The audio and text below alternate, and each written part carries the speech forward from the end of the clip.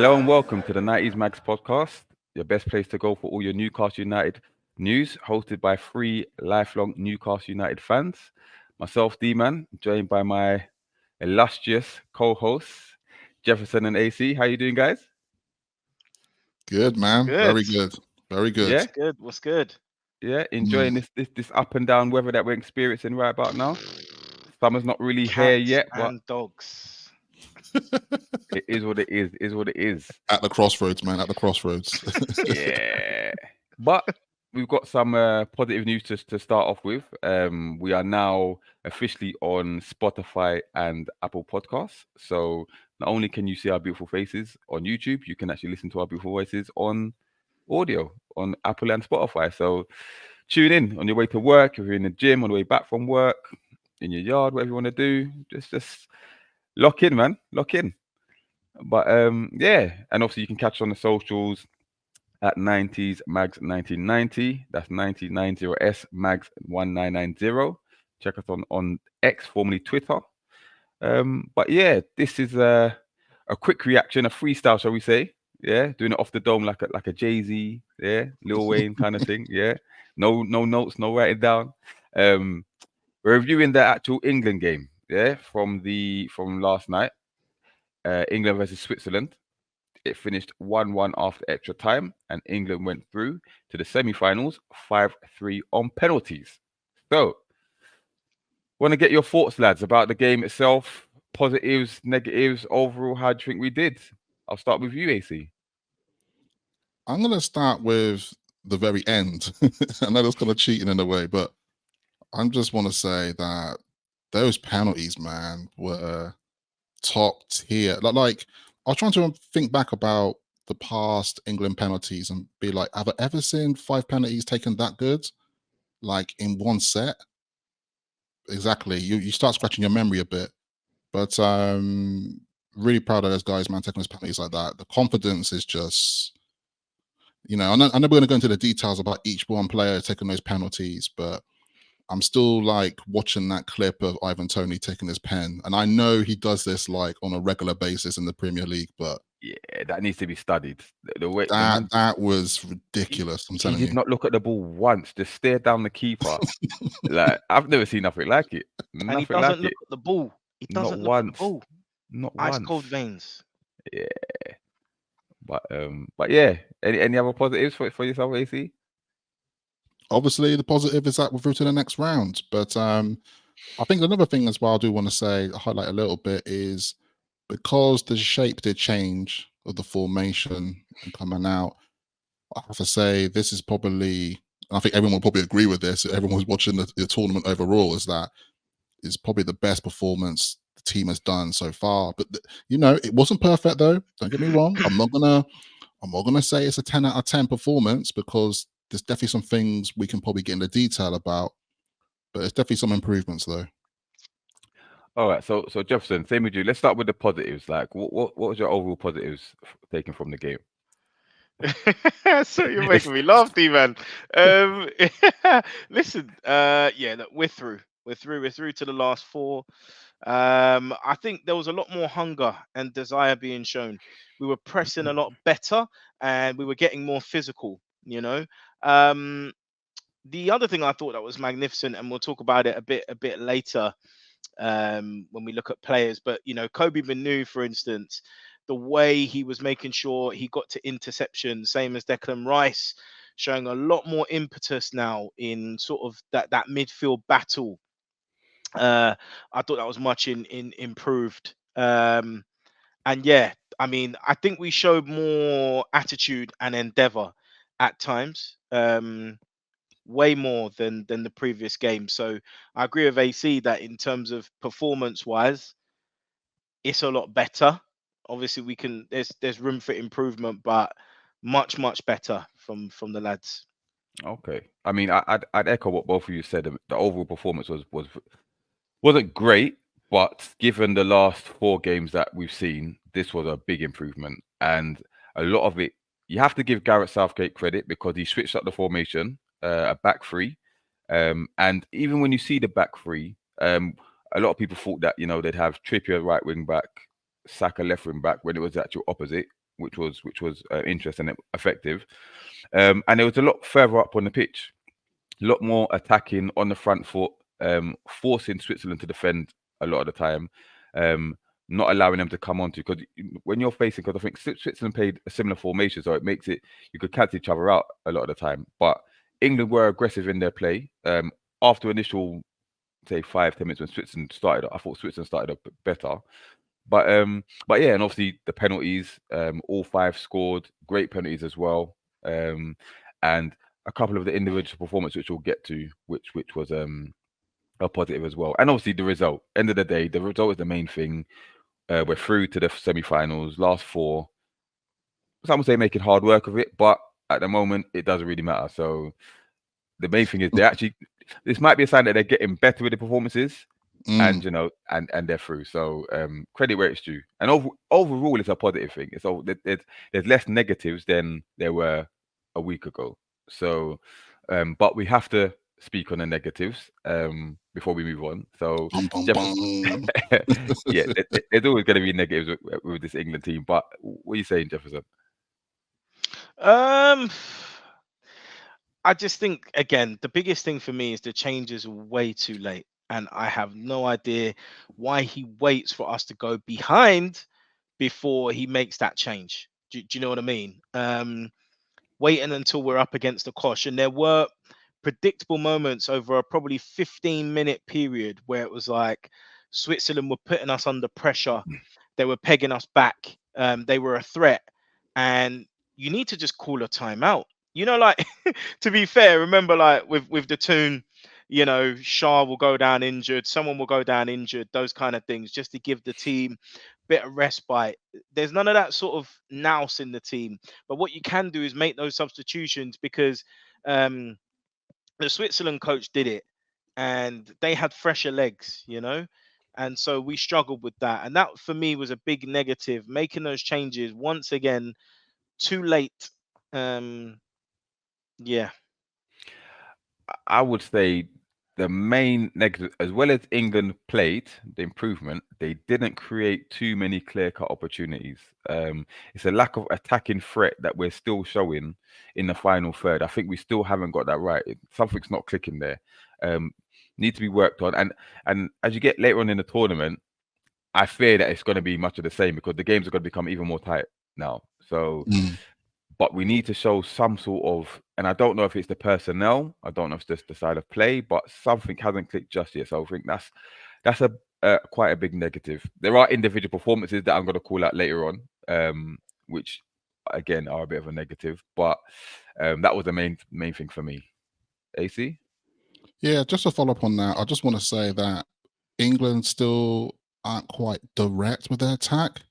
It's quite hard to explain, but when I look at other teams, and when I look at our next opposition for the semi-finals, Netherlands play a very direct attacking football. And I look at ourselves, we seem to we can easily get to that final third, but then it's just almost just like you're waiting outside the box with it. Some players are too slow to maneuver. By the time we want to do that maneuver, all the opposition defense players are in position. It's just a bit too slow, I think. I feel like we need to be a bit more counter-attack football almost. It's like, as soon as you get that ball, hit the brake, like break those lines. And at times, I've looked at the certain players in certain positions, they're not able to break the lines.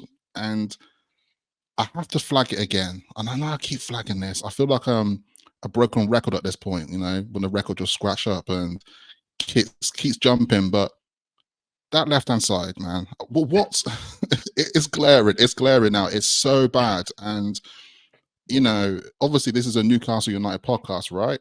But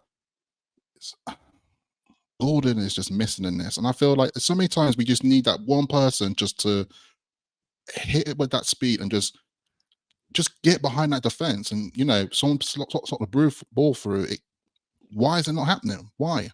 It's a strange one, because listen, I personally think Gareth Southgate must hate Anthony Gordon. Something's not right there. Because he hasn't seen a minute of this tournament, and I don't think he will see a minute of this tournament. The previous game, like I said, was screaming out for a direct attacker on the left-hand side, and he refused to do it. Now, my thinking now is we'll get through it later, but now that he played the 3-5-2 effectively, right? Or whatever we're gonna call it, but he had the two tens basic. Sorry, he had the two tens behind Harry Kane. Where would Gordon fit in that system? I'm struggling to find out where he would. I'm not saying Yeah. he can't be useful, but it's like where would he fit in, and who does he replace in that system, in that particular system? In the previous system, I can understand Phil Foden, Mm, yeah, get rid of him. In this one, I'm not sure that Foden can be replaced by Gordon in that respect. But maybe if he's going to be tactically flexible throughout the game, maybe start with a whatever, three at the back False and nine, 2-10. false nine, maybe. He's Right. done it for us before Maybe, through the but yes, middle. but yeah, but he hasn't really done it. I won't say effectively, but it's not like he's been wow. In it's maybe that's not his Eddie best Howe. position, is it? Yeah. Right. But maybe throughout the game you can switch to a 4-3-3 and then bring him on. Depending how the game's going, maybe that might be useful. Tired legs and stuff like that, or maybe start with that 4-3, go back to a 3 at the back, and but later on, I don't know. But personally, I don't think we're going to see him. And if you look at his body language, I think they saw a picture of him in the huddle, and he looks so downtrodden, he looks so down in the dumps, and I don't blame him. Mm, Yeah, because Yeah. what does he do? He must be thinking, what am I doing here? just not being What am I included doing at here? all. Yeah. You know what I mean? Even when they're But huddling around, he's outside the huddle. well, this is it. It's so Wharton was glaring. as well. They really look out of sorts. Yeah, I I feel mean, sorry for don't get me wrong, Walton ain't seen he ain't seen any anything. daylight in it. You know. Yeah, but they'll obviously their chance will come later on throughout their year, their careers and stuff. But to be at this big tournament, you're happy about the call up, but you're not being used, and when there are opportunities to be used, it's very Mm, frustrating, very mm. frustrating. But all right, so let's talk about individual players. Let's if you want to highlight, some positives, some negatives, let's start with the man of the match, right? I'm sure we can all agree, Bukayo Saka, right? Now, Star boy. some will say the real star boy because there's been this debate whether it's Foden, whether it's Bellingham, or whatever. Oh, Right we'll about come to that. We will come to that. Oh, there's right. competition for the podium, but go on. So Saka. So we know obviously his experience in the last tournament, last Euros, whatever, yeah. But he came up trumps yesterday, with the equalizer. Start with the equalizer, right? Because England go down. We know about that, and the quality of the we've seen it so many times for him. That wonder a left foot. But what were your thoughts when that went in, Jefferson? I screamed at my TV. I went, "What a goal!" I jumped up and I screamed, "What a goal!" And so proud of the boy. Really pleased for him. And I've spoken about it a couple of episodes before. The likes of Saka and Bellingham have been the first to be criticised on social media. They're the first to say, "Oh, they should be dropped." Blah blah blah. The boy is producing, and he produced a wonder goal. When we look at these star talents, we've seen it with the likes of Musiala. We've touched on Bellingham already. We've seen it with others. You have to deliver. We saw it with Arda Güler last night. You have to deliver, and we're looking at when his country needed him, he came up with an absolutely sublime goal, and at such a crucial time. So much so that it turned the momentum that in those final 10 minutes we thought we were actually going to go on and win it. And if a lot of supporters had had their way, well, Saka would have been one of the people to be substituted. So you can only imagine what position we would have been in. We'll come on to touch on other players. I'm just going to stick on Saka for now. But I think, again, we go to the penalty as well. And there's some moments there very reminiscent of Stuart Pearce, who missed in 1990, and he had his chance for redemption in 1996. There was a bit of that about it, obviously without the Mm. sort of psycho reaction. But I think there was that huge sigh of relief when that ball went in, Hey, and I listen, think he done us proud. Done us I proud. think I think I can safely say that the majority of the nation held their breath Yeah. when he stood up there. Think is there's one player that you did not want to miss, it was Saka. Hmm. Forget the rivalry that you may have, you like or dislike for him, but when he stepped up, I think everyone was just held their breath and said, please, please do not miss this because you knew it was going to come. But did he scuff it? Did he scuff it? Slightly, I like, think and he slightly, it still made it into the side yeah, netting, like, um, so it was a close call. But what I yeah, would say about Saka, I don't know whether to leave it when we come on to Kane, but For me, again, 3 times Saka got in off the wing. I I was, forgot the name of the Switzerland guy. yeah, He had on toast again, and particularly the first half, those 2 crosses. If we had one of Tony or Watkins, or if Bellingham wasn't having to play on the left side where Foden was in the middle, Bellingham would have even run into the box as we saw in the first game. We would have yeah, been 2-0 up. and Saka that's the should have thing. had 2 assists. 2 assists because on the first week, if some people say, "Oh, it's a bad crossover," no. The centre forward should be in there. Kane's on the edge of the box, yeah, because he's too busy trying to drop deep. But we'll get to that. But more importantly, not just the goal on the penalty. I thought that a lot of the attacking play went through Saka, and he was very direct. I know he played that wing back position, but he was pushing that fullback back as deep as he could be because he was cutting inside. He was going down the outside, so he was varying his attacks. I thought he was very, very impressive with his overall play, and he was tracking back as well, which was very impressive. So, AC, what was your thoughts on Saka's performance? Yeah, Saka was amazing, man. Really, really good.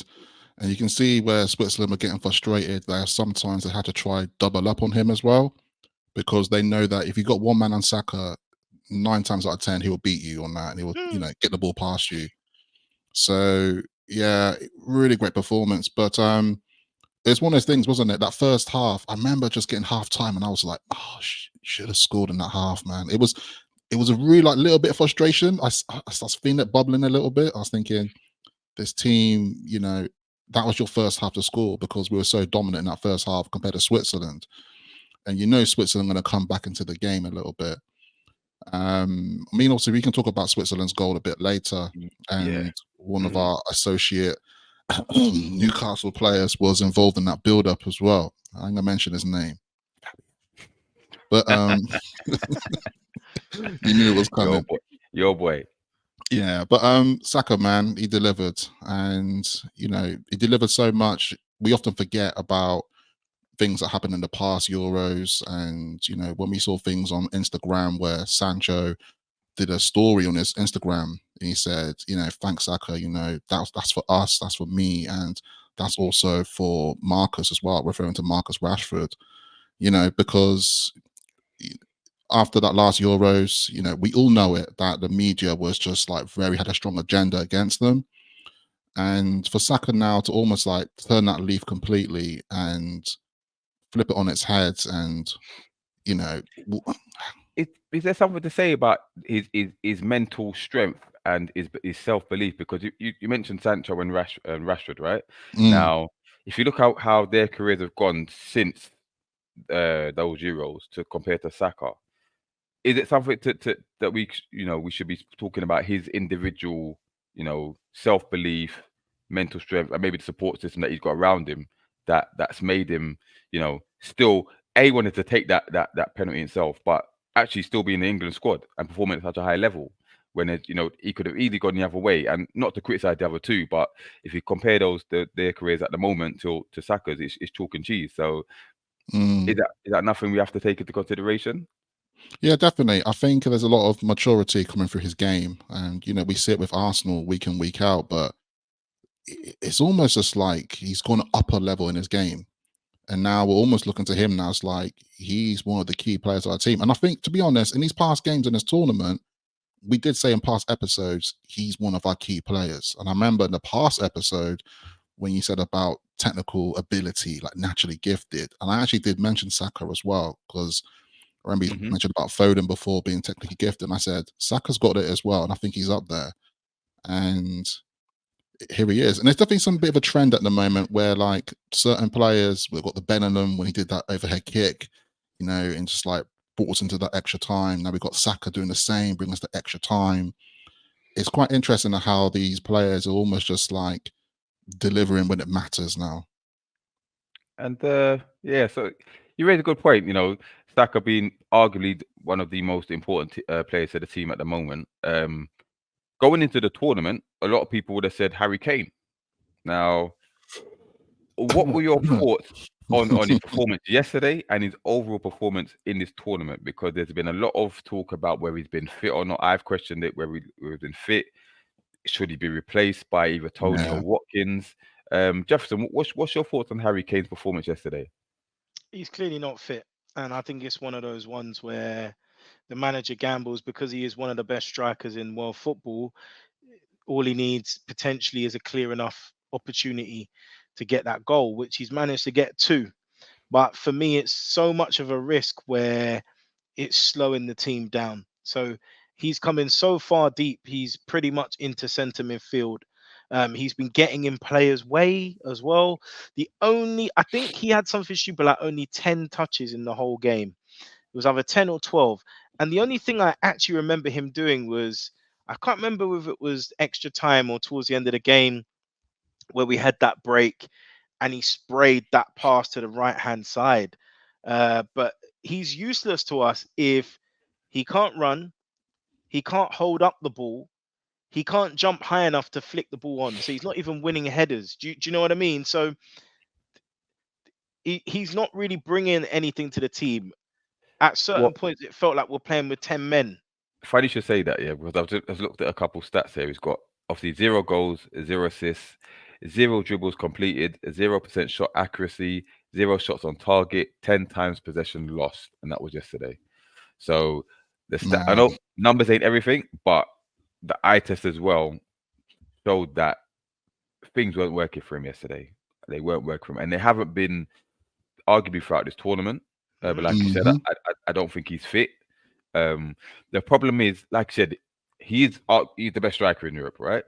So for Southgate to drop him would be a huge risk at this point because he can come up with a moment of magic any given time. You know, he can finish something off, you know, and get you that winner. But well, we don't know the extent of his injury when he clattered into wherever it was yesterday.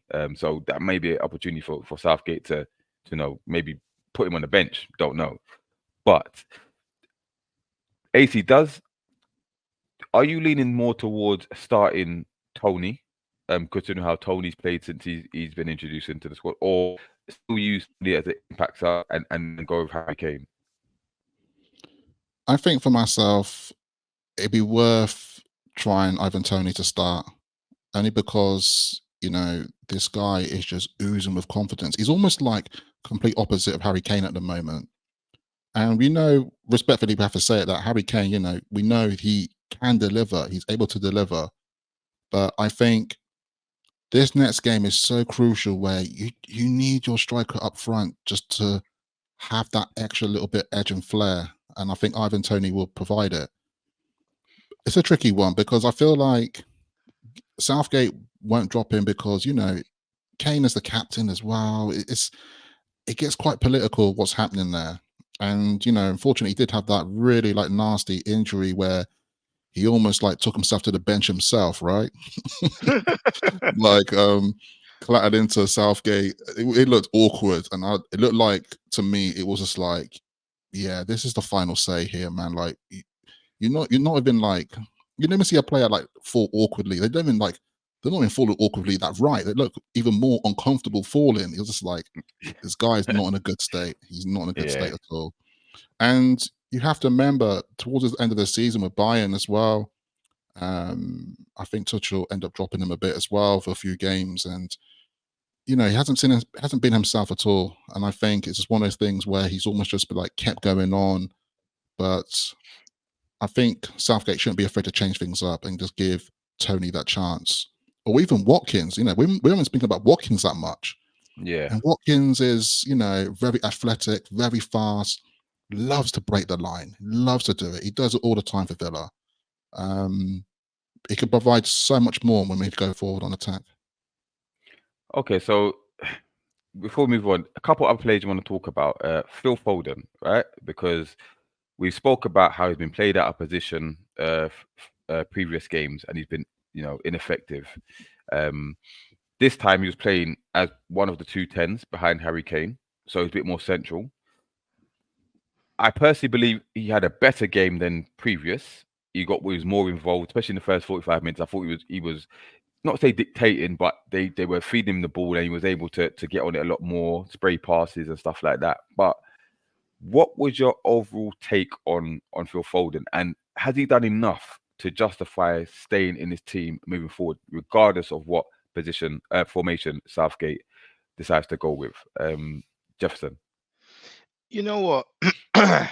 Phil Foden has, I just checked now, 39 caps, 4 goals for England. So it's not just about this tournament. And obviously, the Phil Foden we see for England is very different to the Phil Foden we see for Man City to what we see for England. There's only so long it's gonna be, Gareth couldn't get the best out of him, because at the end of the day, like I've said, you've got Bellingham who's produced. He's got 2 goals. Saka's got a key assist and a key goal. Even Kane, we've just spoken about, he's not at his best, has got 2 goals. Foden hasn't even got an assist, I don't believe, in this tournament. And we've talked about it earlier. The young talents or the general look at Cody Gakpo, he's producing. Gula, he's producing. You know, these so-called talents are producing. He's one of the only ones that isn't. So I'm fed up with all this hype. He's getting protected.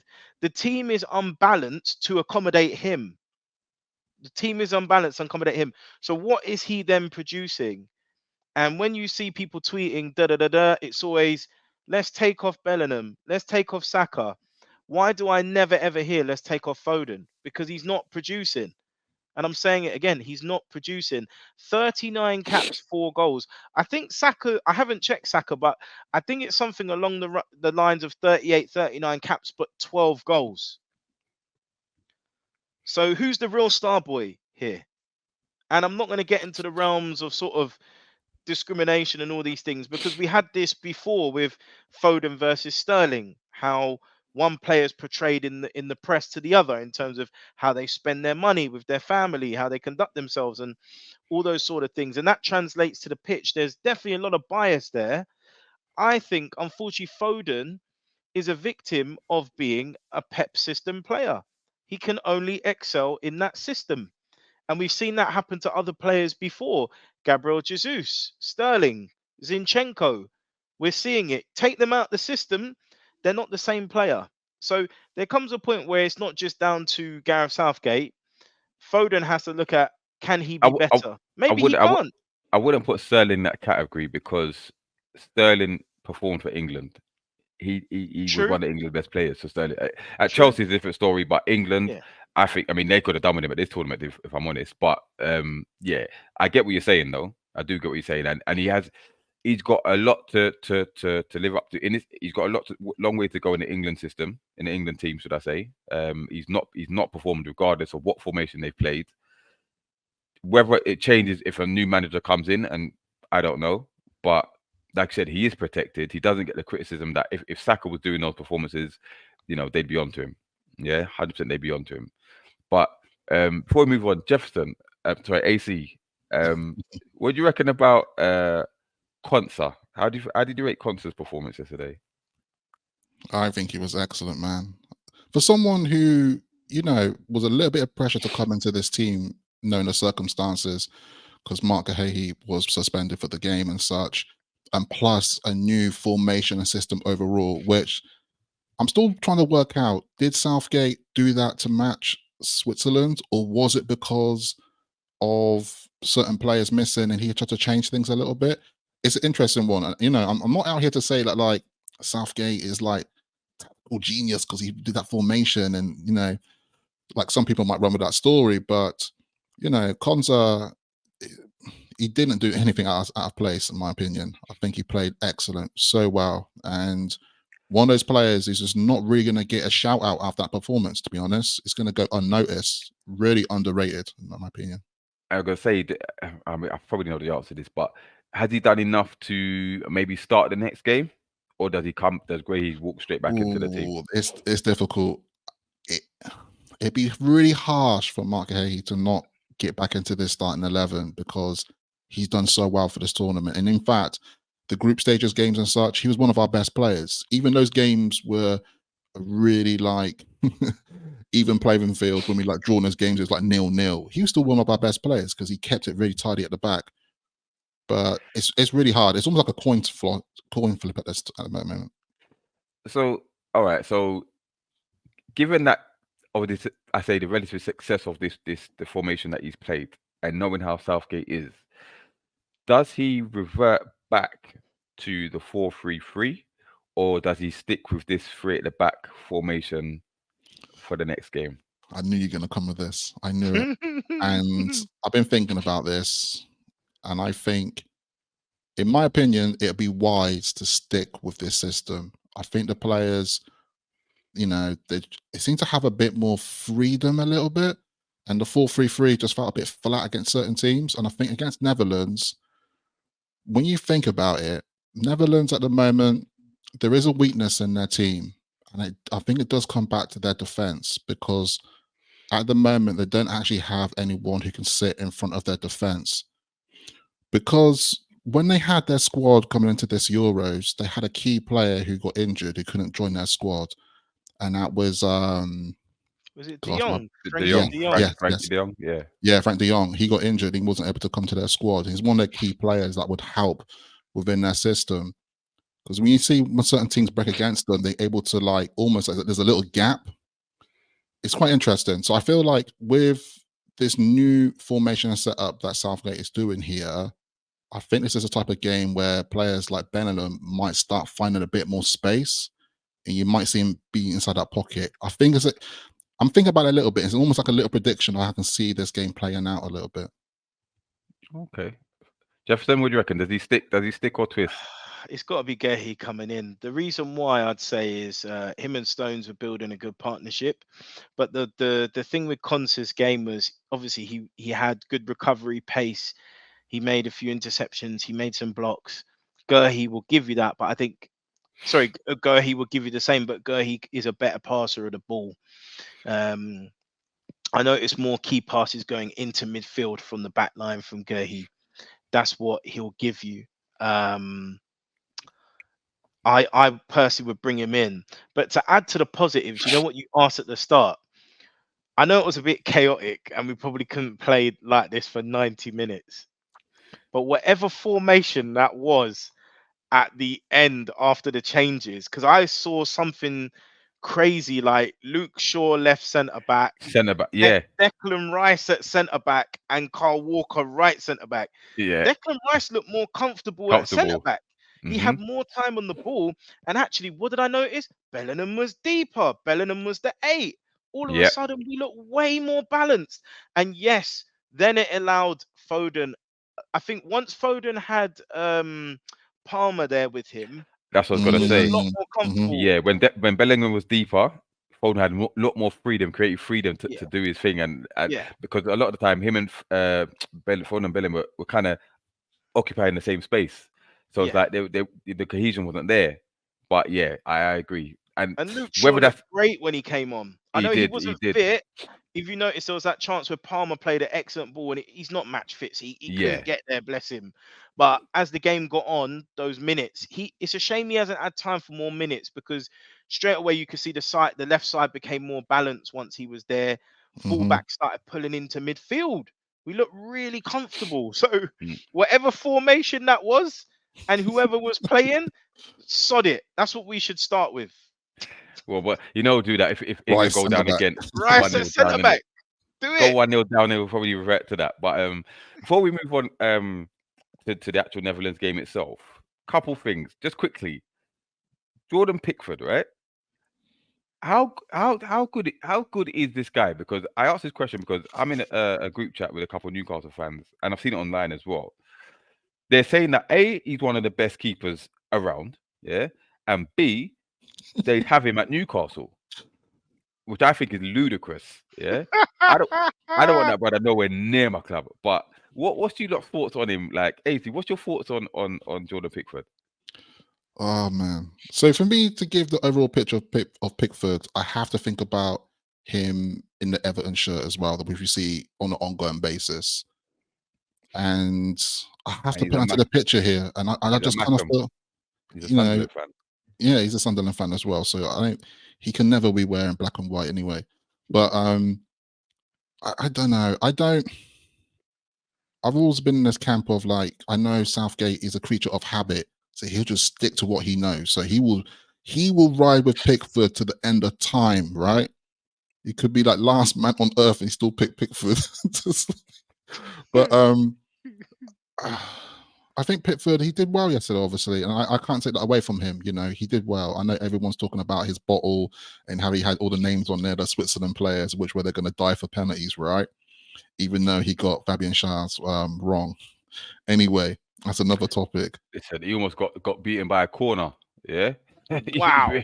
you should be careful. Shaqiri. But he was a wink at him after that. You're a madman, bruv. You Bro, are a how madman. good was it watching Shaqiri come on? He just looked like he was having fun.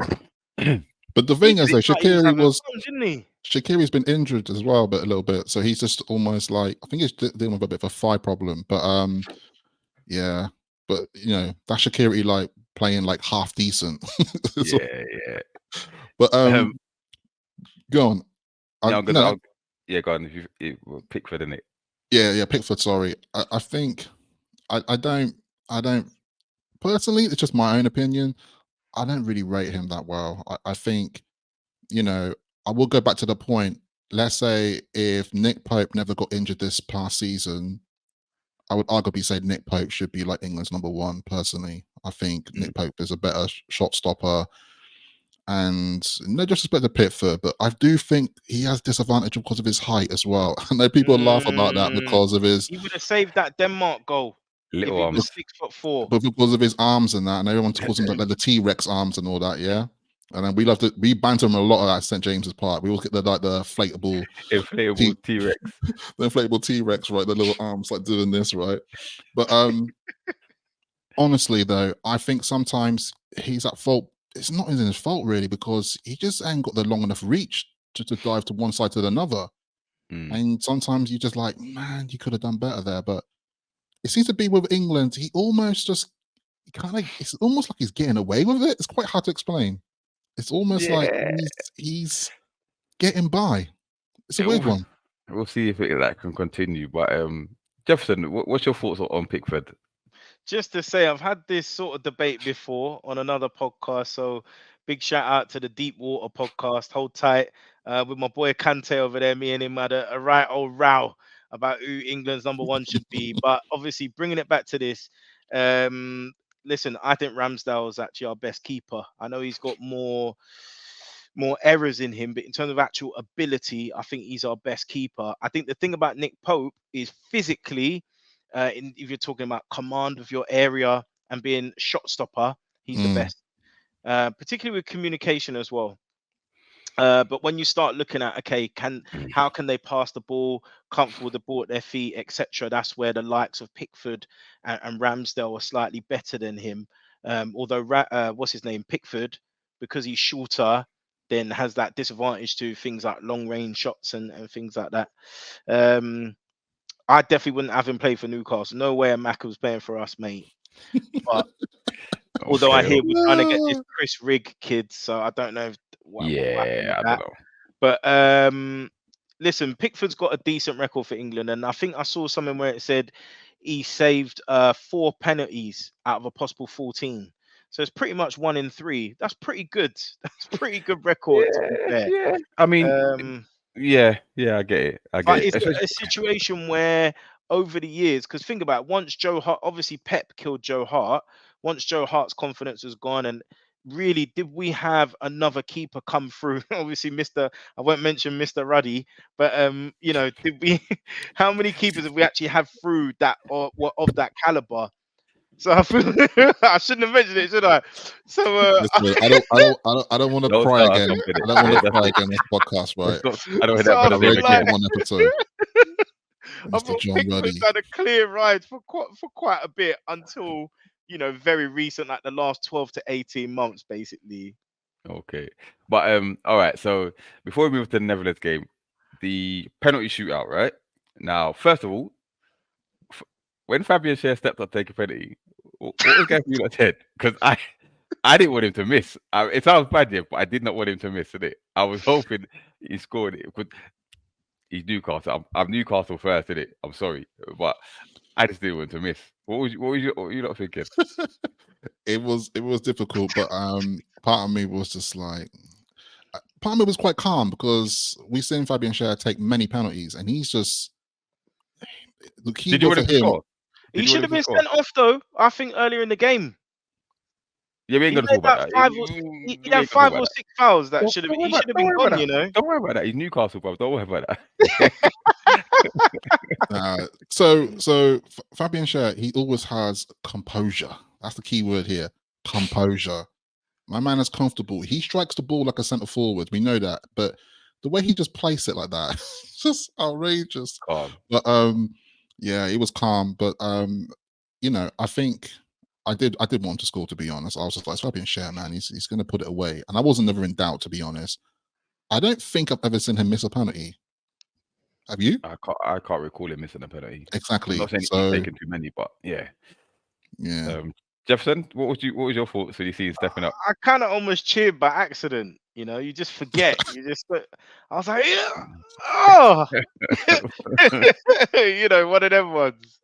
Yeah, but he had a good performance, Yeah, man. but overall, we alluded it before. 5 perfect penalties.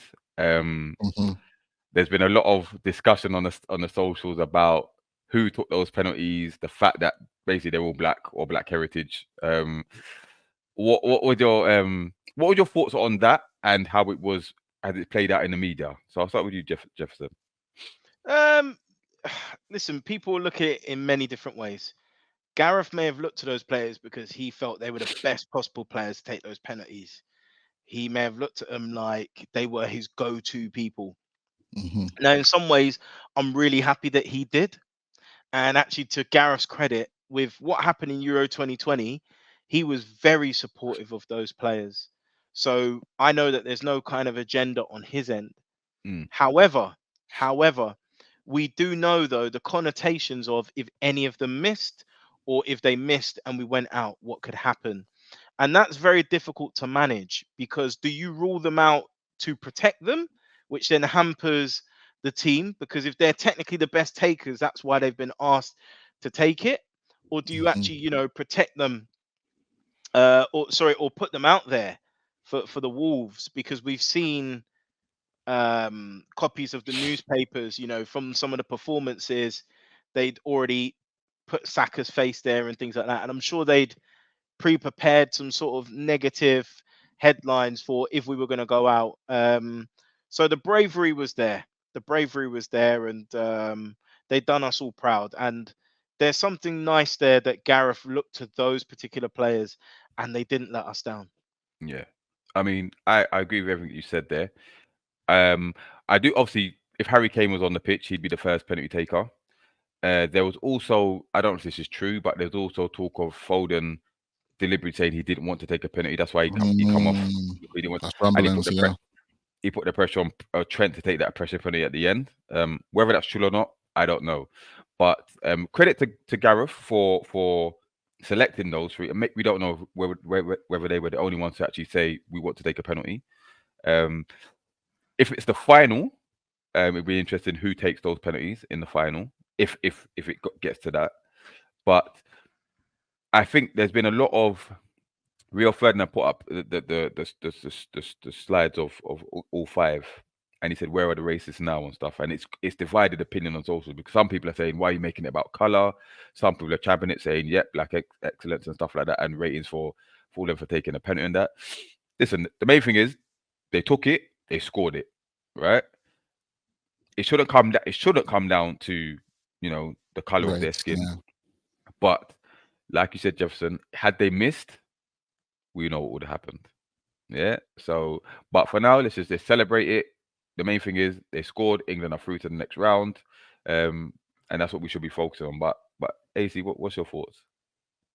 Quality penalties, man. Like quality penalties. And we have to think about individual people that are taking those penalties, like Cole Palmer.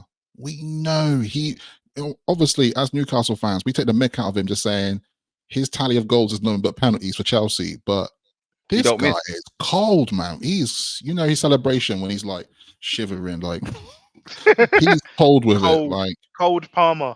Cole Mm. Palmer, he took it so well.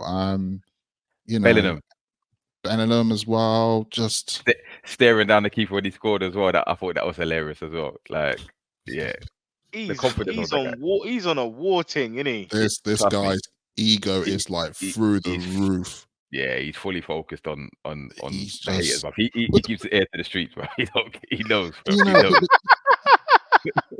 but the thing is, though, this is what actually helps to carry the team sometimes, because he is just a winner. He just wants to win. There's no other way of looking at it. And Mhm. I really like that. I really like that. You know, even the last game, I think when we passed and we went through, and he's looking at the crowd, and he was almost just like saying, like, shut up, like doing the mouth. I was just like, this guy is on some Yeah. next level juice. But But had he missed now, boy, it would have been it would have been a peak for him. But yeah, we've everyone been on his head, been like, oh, he's a flop, he's not getting Ballon yeah. d'Or. You know, all that chat would have come into it. Apparently now sidetrack just because Brazil been knocked out the Copa, they're saying that Bellingham's now favourite for the Ballon d'Or, which See, is this is interesting. mad. It is not. That's a It's conversation for mad. another day, but it's I a almost bit don't mad. kind of agree with that, just because you got knocked out. And don't get me wrong, like Brazil, that's another story. Like you said, we have to get into another Yeah. time about Brazil, Yeah. what's going on about that current But squad. But yeah. But we discussed Saka's penalty and Tony's penalty, but credit to Trent Alexander-Arnold, yeah, for stepping up to take up that fifth penalty and the way he took it as well. And you whipped can it, tell, listen, Bang! because he whipped got it. what, he came on 5 minutes to go, I think it was in the game. Mm. So again, cold. Like we know what happened last time in the Euros when he brought on them people late on and they hardly have a kick. So listen, Mm. quality penalty. So And Alan Shearer's commentary was perfect. mm. Pressure is for tires. I love it. Listen, Hall of What Fame pressure? commentary there, mate. Hall of Fame commentary. But Think yeah, about it before though. The yeah, go on. generations we've lived through. I remember being in tears. 96. I was so upset in World Cup 98 as well. We know about Mm, 2004, 2006. We've continuously seen, oh, it's going to penalties. We're out then. But to be fair, in Gareth's time, we've seen us win, 2018. I know we lost 2020, but you think that we're a bit more optimistic that we Can I may be have a chance, can I be honest before we wrap up? I'll be honest. I never really cared about England until 2018, bro. Like I had no affiliation with this England team whatsoever. Yeah, and I'll be honest. 2002, I was bending up, bro, because I'm Brazil through and through. And Ronaldo's my guy. Yeah, R9's my guy. And I could have England beating them. Yeah, and the rest of them. No, I'll be honest. 96 in Euro 96. That's when I thought I kind of come on England, whatever, mm. and they flopped it. But since then, don't really care. But especially when it comes to World Cups as well. When Brazil's in that World Cup, nah, England takes second priority to me. But now it's changed. I mean, it's changed. But I had no affiliation with that England team up until 2018. But now I'm invested. I've got my England kit, England top, should I say, and all the things there. So maybe it's because they're more black men in the team, but it is what it is. But, but yeah, quick before we wrap up, they're through to the semi-finals. They're playing the Netherlands on Wednesday night. How do you think we're gonna do? And I say we. How do you think we're gonna do? He said we. He said we now. He's on board. Yeah. He's on board. Nah. Come semi, it's we, man. It's a tricky one. Now I have to, before I get into my prediction here. Some listeners are probably like, oh, when is AC going to admit he lost his prediction? So for the Switzerland England game, I predicted like Switzerland would win, didn't I? I said Switzerland might have too much for England. I mentioned some players and such. But it was interesting because Southgate surprised me with his formation change. I wasn't expecting it. I was going to go 4-3-3 because part of me feels like if he went 4-3-3, I think Switzerland might have beaten us. But anyway, that's another conversation. So with this, I think it's a tough one, man. But man, like I mentioned before with Netherlands, Gakpo is on it, and I feel like he's another key player. I've got a feeling he will score in the semis in some way. I saw the coverage of yesterday's game, and they scored 2 goals in 6 minutes. Let's remember that Netherlands scored 2 goals in 6 minutes. I know Turkey were on the back foot, and then I think they had their heads down a little bit when the first goal went in. But like I said, Netherlands play direct football. They're very direct with their attack. We need to be a bit more direct with our attack, and I think this prediction is all going to go down to who's starting. If Kane starts, right, you're probably going to see this game going to extra time. I'm just going to say it. We're going to go extra time on this one. It's going to be a low scoring, probably 1-1, go penalties. And the way we're looking confident on penalties right now, I think we can beat Netherlands on penalties. But if Kane doesn't start and there's some changes coming in here, and we've seen Ivan Toney coming or Watkins, England could win this in 90 minutes. So that's my prediction. Jefferson? Yeah, it's not going to be easy because we know that Holland are probably going to be technically better with the ball than us. They're probably going to move the ball a lot quicker as well. And I think the battle could be won and lost in midfield. I watched Reinders yesterday. He was controlling the game really well in parts. And yeah, I noticed things like, Dumfries with his overlapping runs. And I noticed later on what they did. I can't remember where they put him. They might have put him at left back in place of Ake, but they brought on Mickey van der Ven. Now we know Ake is very sort of assured. Obviously, Van Dijk needed aspects of help in certain instances. But if Van der Ven does play, we know he's got pace. So there's two ways of approaching the game. We either play direct with an Ivan Toney, where we can put balls in the box. We can be a bit more physical. We can go long. We can have him holding up the ball with the support runners. Or we can go with pace. If we have, for instance, Watkins up front, we can thread some balls through. Because I think if we play our current way, where we're unbalanced, for example, Trippier on that left side, he's having to keep cutting inside and passing it. We're going to allow them to set, and we're not going to be able to break them down. And as we saw yesterday with the likes of sort of Bergwijn, Gakpo, I know you guys aren't digging Depay, but he puts in the cross for De Vrij's equalizer. Really good cross. They have those threats. And something that was really scary was the fact that Xerxes and Frimpong, who we know has had an amazing season, come on so late.